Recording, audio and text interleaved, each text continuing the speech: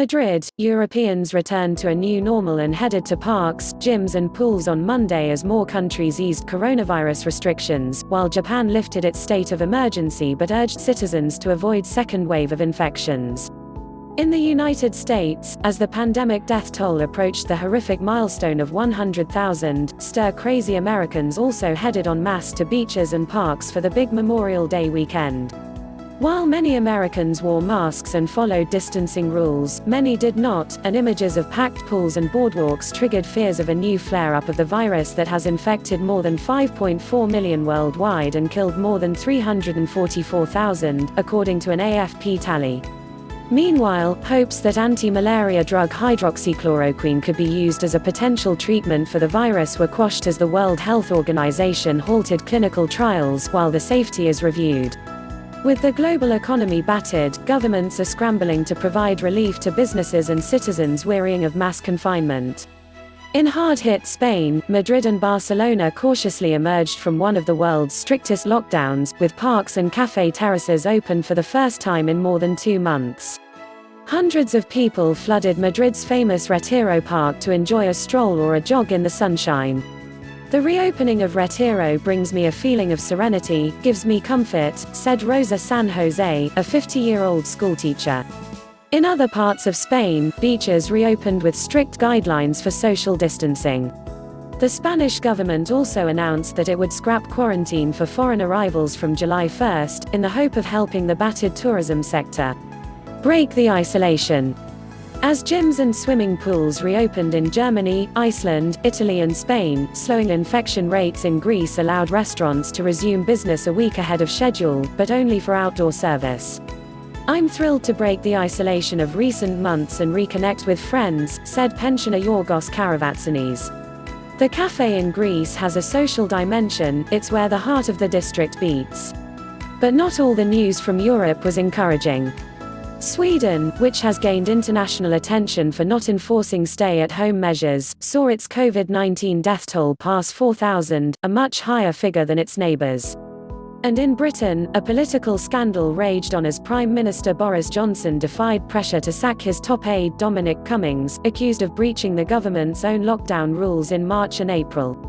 As Johnson separately announced the government will allow non-essential retail stores to reopen June 15, thousands of sun worshippers swarmed a beach, in the southern resort town of Bournemouth, underscoring the difficulty of enforcing social distancing rules in the summer months.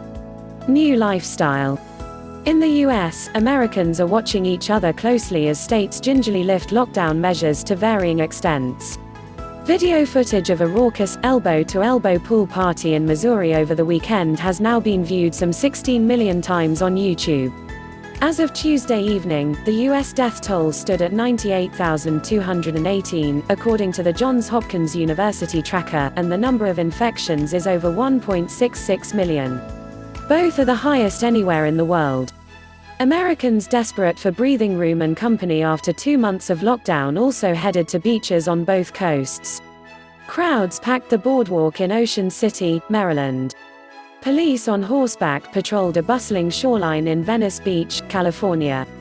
In Asia, Japanese Prime Minister Shinzo Abe ended a nationwide state of emergency after new cases slowed to a crawl.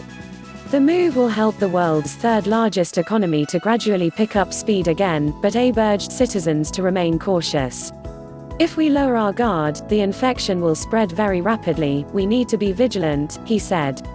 He urged people to adopt a new lifestyle and continue to avoid the 3 C's, closed spaces, crowded places and close contact. The new epicenter. The pandemic may be under control in many parts of the world, but in Brazil it shows no sign of slowing.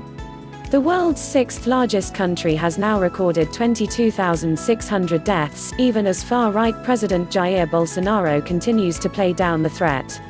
He flouted social distancing rules again on Sunday, attending a rally outside the presidential palace in Brasilia, ditching his face mask, shaking hands and even hoisting a young boy onto his shoulders.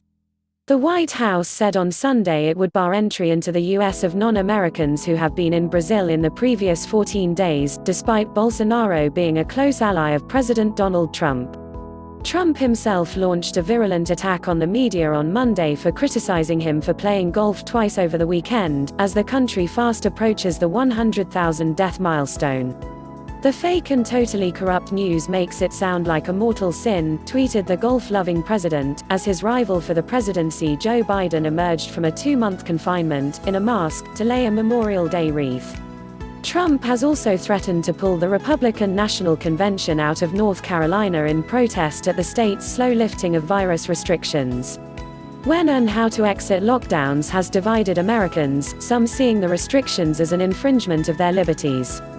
Very nervous. Despite experts warning against reopening too soon, and recommending some form of confinement measures until a vaccine or treatment is developed, governments are feeling immense pressure to ease lockdowns. India, which has imposed the world's biggest lockdown, resumed domestic flights on Monday, with the government desperate to get Asia's third-largest economy moving again. But infections are still surging in India, and one airline employee said she and many other colleagues felt very nervous about starting work again.